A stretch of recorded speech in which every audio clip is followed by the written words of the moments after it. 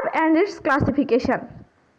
আমাদের যদি বলা হয় কোনো একটা সেন্টেন্সে সব থেকে গুরুত্বপূর্ণ পার্টটা কি বা গুরুত্বপূর্ণ পার্টস অফ স্পিচটা কি, সেটা হবে ভার্ব। কারণ ভার্ব ছাড়া কিন্তু আমরা কখনোই কোনো বাক্য তৈরি করতে পারি না, এবং ভার্ব হচ্ছে একটা সেন্টেন্সের হার্টের মতো।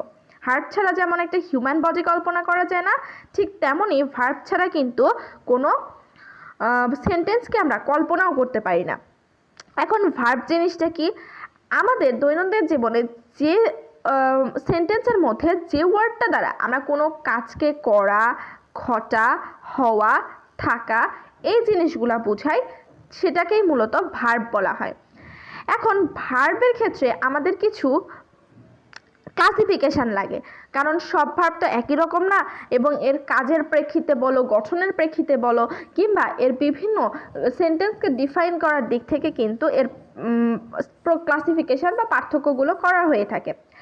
এখন দেখো, আমরা প্রথমতই যদি ভার্বকে কোনো ভাগে ভাগ করতে চাই, সেটা কি হবে বলো তো? সেটা হবে হচ্ছে finite verb and non finite verb.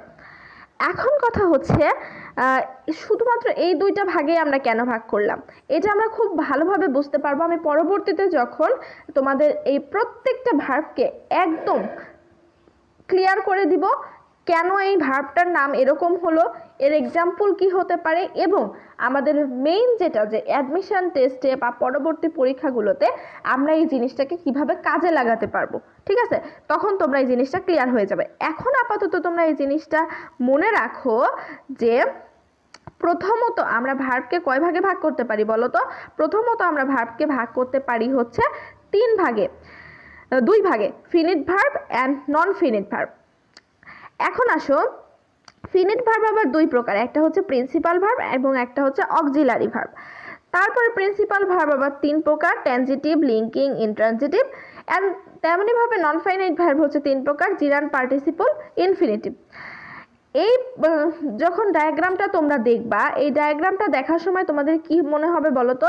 যে এই জিনিসগুলো তো আমাদের কাছে পরিচিত, বা আমরা অনেকেই হচ্ছে ছোটবেলা থেকে বা বাচ্চাকাল থেকে এই ভার্বের ক্লাসিফিকেশন বা এগুলা কিন্তু পড়ে আসি, তাই না?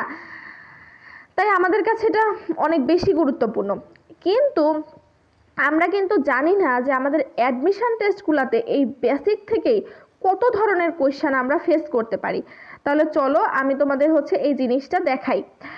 তোমরা যারা আমার সাথে যুক্ত আছো তারা একটু আমাকে জানাবা যে হচ্ছে তোমরা ছোটবেলা থেকে যখন ভার্বটা পড়ে এসেছো, তখন তোমাদের কি এইভাবে কখনো বলা হতো যে